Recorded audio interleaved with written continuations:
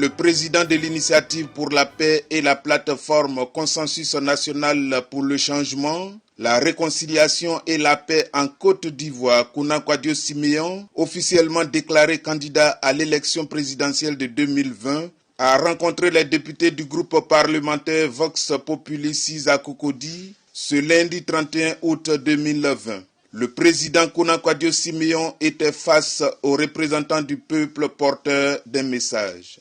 L'acte que nous nous apprêtons à poser ce jour au devant de la nation, au travers de ces dignes représentants ici présents, peut être curieux au regard de son caractère inédit. Et pourtant, de ma modeste compréhension de la définition de la démocratie, un tel acte devrait être des plus courants.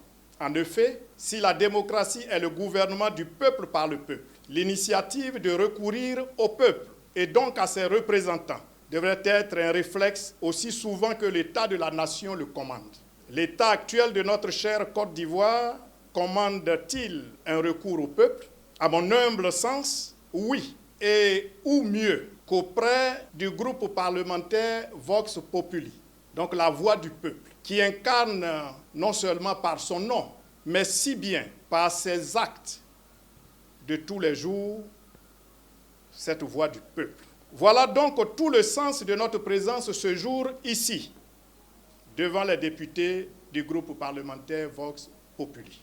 Honorables, mesdames et messieurs les députés, peuple de Côte d'Ivoire, voilà plus de 3 longues décennies que notre pays est plongé dans une crise socio-politique grave, dont les tragiques péripéties et douloureux souvenirs restent encore vivaces dans chaque esprit. Comme un sort qui s'acharne sur elle, la Côte d'Ivoire, depuis la disparition du président Houphouët-Boigny, reste en proie aux sempiternelles querelles et rivalités politiques fratricides, et notamment en période électorale, avec leur lot de désolation, de souffrance et de larmes. Il vous souviendra, et vous me pardonnerez l'évocation de tristes souvenirs, que tout a commencé en 1990, avec les chaudes journées ayant précédé le retour au multipartisme. 3 morts ont été officiellement attribués à ces mouvements cette année-là. Puis nous sommes passés en 1995, avec le boycott actif du Front républicain.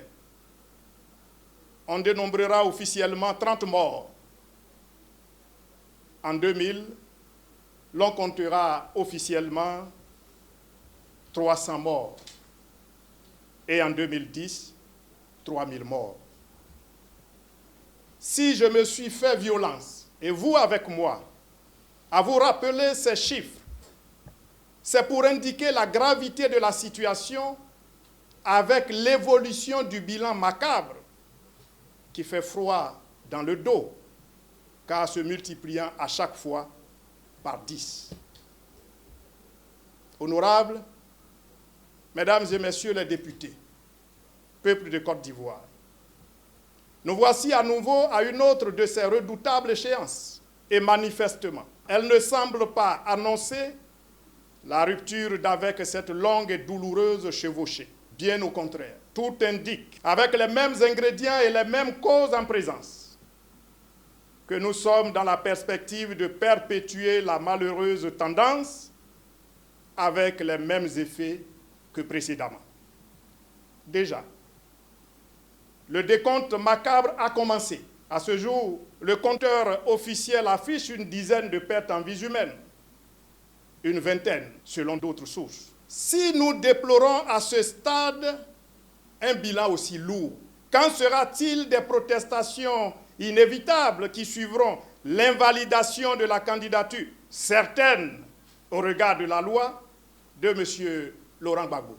Qu'en sera-t-il des protestations inévitables qui suivront l'invalidation certaine au regard de la loi de la candidature de M. Guillaume Soro? Qu'en sera-t-il des protestations inévitables qui suivront la probable validation de la candidature de M. Alassane Ouattara? Honorables, mesdames et messieurs les députés de la nation, peuple de Côte d'Ivoire, ayant à l'esprit les chiffres et le rapport que je viens de rappeler, allons-nous assister impuissants voire complices à la réédition de la tragédie. Allons-nous regarder sans rien faire, sans tout faire, regarder se multiplier par 10 le prochain bilan macabre? Allons-nous assister sans bouger à la destruction du pays et à l'implosion de la nation? Honorables députés, peuple de Côte d'Ivoire, les affrontements intercommunautaires récurrents depuis quelques années, confirmés par ceux tragiques des derniers événements de Daoukro, de Bonois, de Divo, de Gagnoa, de Guibérois et j'en passe, et les propos clairement incendiaires et même ethnicistes, abondamment relayés depuis un certain temps et toujours en ces instants cruciaux de notre pays, nous interpellent. Ils nous interpellent collectivement en tant que peuple. Ils nous interpellent individuellement en tant que citoyens. Je suis venu à vous ce jour pour vous confier mes graves inquiétudes pour les lendemains de notre pays. Je suis venu au devant de la nation pour interpeller à travers ces dignes représentants que vous êtes, le peuple de Côte d'Ivoire. Je suis venu nous interpeller sur ce qui se joue en ce moment dans nos villes et villages. Je suis venu interpeller le peuple sur ce qui se joue en ce moment même à la CEI. Je suis venu interpeller le peuple et chaque Ivoirienne et chaque Ivoirien sur les risques de déflagration générale que font peser dans le contexte présent la tenue de l'élection présidentielle à la date du 31 octobre 2020. La curieuse affluence record des candidats à la CEI, après avoir tous décrié les tares de cette institution, ainsi que le caractère illégal, anticonstitutionnel, inique et inopérant de certaines dispositions du Code électoral nouveau et du décret tardif du 13 juillet 2020 précisant les modalités d'organisation du processus, cache, au-delà de la simple stratégie politique, l'exaspération et la détermination d'en découdre. À la vérité, les conditions minimales d'une élection au lendemain paisible pour la Côte d'Ivoire et son peuple ne sont pas réunies. En réalité, sous cette trompeuse apparence de calme et de tranquillité, sommeille un volcan qui peut se réveiller à tout moment. Notre pays vit en effet sournoisement une crise à la fois politique, institutionnelle et sociale qui appelle une réponse urgente. Laquelle réponse, certes, passe par la relégitimation de l'État et de ses institutions à travers des élections. Cependant, les crises post-électorales désastreuses que nous avons connues à chaque élection, et notamment présidentielle depuis ces 3 dernières décennies, nous montrent bien que la simple organisation des élections ne constitue pas la panacée. Elle ne l'a pas été hier, elle ne le sera manifestement pas aujourd'hui, si nous ne tirons pas les leçons du passé pour les précéder d'un travail préparatoire de fond. Ce travail de fond ne peut se faire, à mon humble avis, que dans le cadre d'une transition politique à l'effet de bâtir un consensus national et un nouveau contrat social autour de tout ce qui nous aura divisés et notamment autour de la vitale et incontournable question de la réconciliation nationale. C'est pourquoi, devant le peuple de Côte d'Ivoire, je veux en appeler à la suspension du processus électoral et réitérer solennellement mon appel au dialogue inclusif et à la concertation nationale de toutes les forces vives afin de construire, encore une fois, ce nécessaire consensus national à l'effet d'acter librement et pacifiquement, dès la fin du mandat du président sortant, la désormais évidente et inévitable transition que je souhaite démocratique, consensuelle et inclusive, et ce, pour éviter le chaos à notre peuple. Pour faciliter ce processus, j'en appelle à la réforme de la commission électorale indépendante, à la libération des prisonniers militaires, civils et politiques, et notamment à la libération des députés incarcérés et de la militante Edith Balé, au retour de tous les exilés, y compris le président Laurent Gbagbo, le Premier ministre Soro Guillaume et tous les autres leaders politiques. Et enfin, j'en appelle à la prise d'une amnistie générale pour apaiser l'environnement socio-politique. Pour ma part, j'ai déjà déclaré que je n'étais pas candidat à l'élection du 31 octobre, qui pour moi ne peut se tenir pour les raisons évoquées plus haut.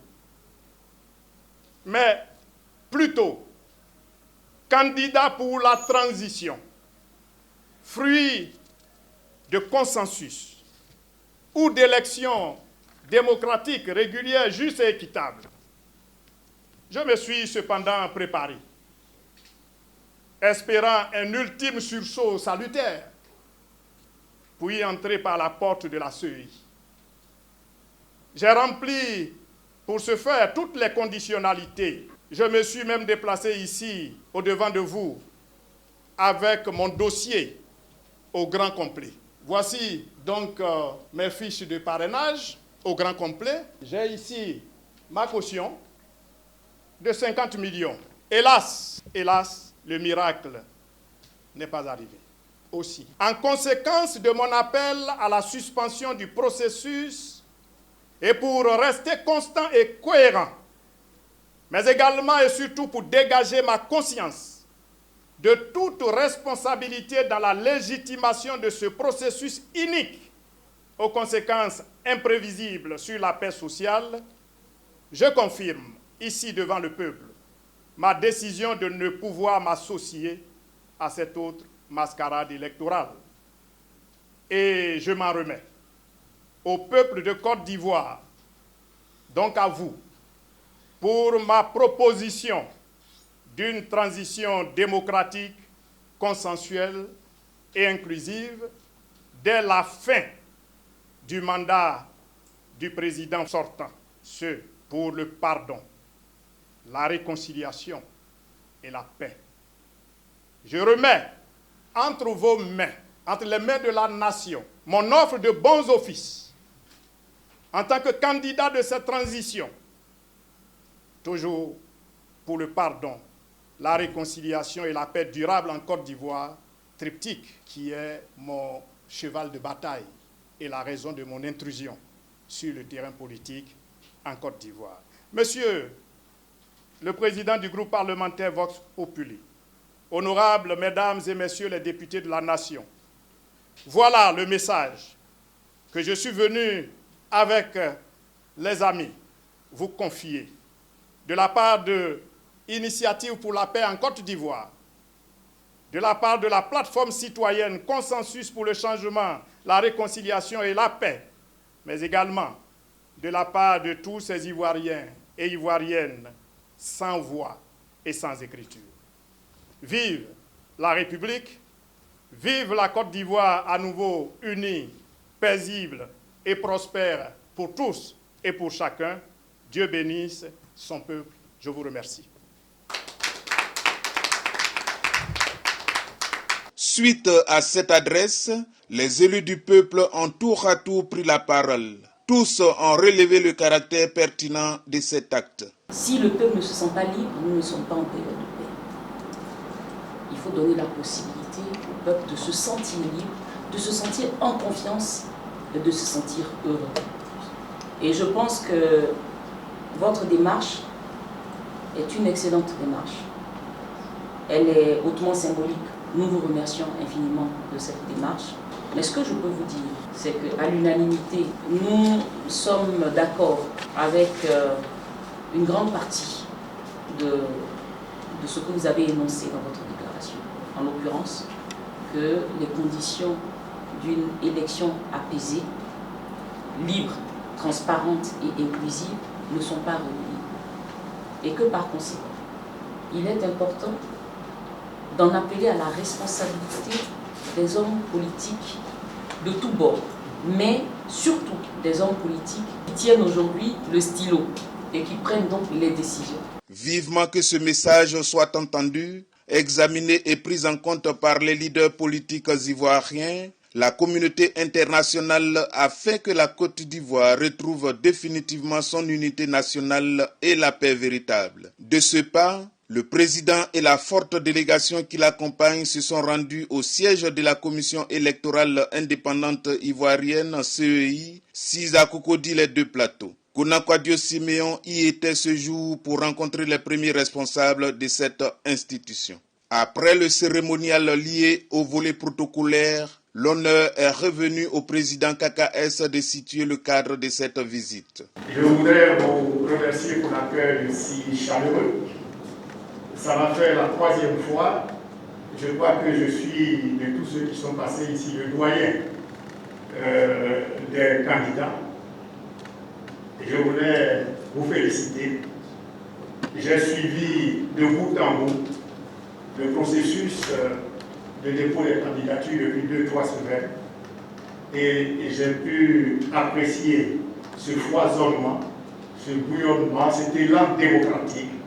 Eh bien, je suis venu ce soir participer à ma manière à cet élan. Je voudrais donc vous dire que je suis un homme de foi, je suis un homme de paix. Ce soir, je ne vous prendrai pas beaucoup de temps. J'ai vu combien vous étiez attentionnés. J'ai vu combien vous avez reçu tous les candidats. J'ai suivi et ça m'a marqué. Je me suis programmé exprès en dernière position. Parce que j'ai une mission dans ce pays. Une mission de paix, une mission de rassemblement. J'ai observé jusqu'à 7 heures. Je me suis préparé pour cette élection. La preuve, je suis venu avec tous mes dossiers. Mais je suis venu poser un acte ce soir. Au vu de ce que j'ai pu observer, au vu de l'environnement, au vu de la tension vive dans le pays, par respect pour l'institution, par respect pour vous, je n'ai pas voulu donner un coup de fil.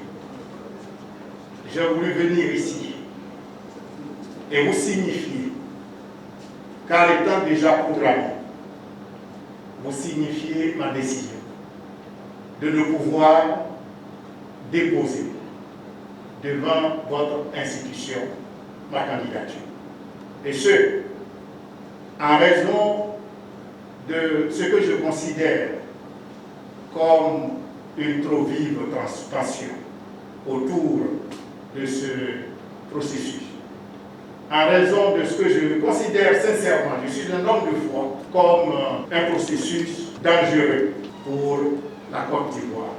Homme de paix, homme de rassemblement des filles et des fils de la nation, je ne saurais m'associer à ce processus qui visiblement conduira à la tragédie si on y prend garde.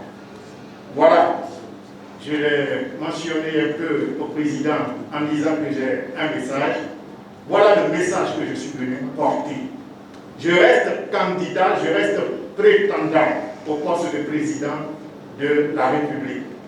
Mais je reviendrai vous voir quand les conditions minimales pour une élection au lendemain paisible seront réunies. Pour l'heure, je ne sens pas ce processus. Aussi, voudrais-je vous prier, tout en m'excusant, de bien vouloir, dans ces conditions, me permettre de me retirer. Merci beaucoup et nous vous souhaitons bonne chance. Après cette mise au point, le président s'est prêté aux questions des journalistes. Je suis venu exprimer que j'ai des raisons d'être inquiet. Confier donc mes graves inquiétudes par rapport à l'environnement électoral, par rapport aux vives tensions. J'ai estimé qu'en tant qu'homme de foi, qu'en tant qu'homme de paix, avec pour mission plutôt de rassembler les filles et les fils de la nation, avec pour mission de réconcilier, eh bien, ma place en ces instants cruciaux, avec tout ce que nous observons depuis quelque temps dans le pays, n'est pas à la bagarre. J'ai donc décliné, j'ai donc refusé d'y participer. Ainsi, je ne déposerai pas de dossier à la CEI. Avant de venir ici, je me suis adressé au peuple de Côte d'Ivoire. Je l'ai fait à travers ses députés, ses représentants. Je leur ai confié mes propositions. Ici, à la CEI, je veux en appeler à la responsabilité des uns et des autres. Je veux en appeler, au regard de ce que nous observons, à la suspension du processus électoral et au dialogue inclusif, à la concertation nationale de toutes les forces vives de la nation pour éviter à nouveau une tragédie et l'implosion à notre nation. Voilà l'acte hautement républicain et démocratique que je suis venu poser ce soir. Je suis venu avec les parrainages, je suis venu avec tout mon dossier, je suis venu même avec mon argent pour montrer que je n'ai pas de problème de ce point de vue-là, mais plutôt c'est par responsabilité que j'ai pris cette décision. Je reste prétendant au poste de président de la République de Côte d'Ivoire. Eh bien, je reviendrai volontiers déposer lorsque les conditions minimales pour une élection au lendemain paisible seront réunies. Pour l'heure, je considère que ce n'est pas le cas. Je veux respecter la position de tous les candidats. Il y en a une quarantaine déjà. J'ai dit, je ne suis pas candidat à l'élection du 31 octobre. Je suis plutôt candidat pour la transition démocratique, consensuelle et inclusive que je prône depuis 2 ans dans ce pays. Et je le fais à visage découvert parce que la transition peut s'obtenir par consensus, c'est-à-dire par libre consensus des différents acteurs et des forces vives de la nation. C'est à cela que j'appelle. Et je serai candidat s'il faut aller obtenir cette transition par les urnes, parce que ça aussi, ça existe, je le serai. Mais quand les conditions seront réunies. Pour l'heure, ce n'est pas le cas. La Côte d'Ivoire unie, paisible et prospère. Cela passe nécessairement par des actes courageux comme ceux du président Kounakodio Siméon, l'homme de foi et de paix, un rassembleur à l'écoute du peuple.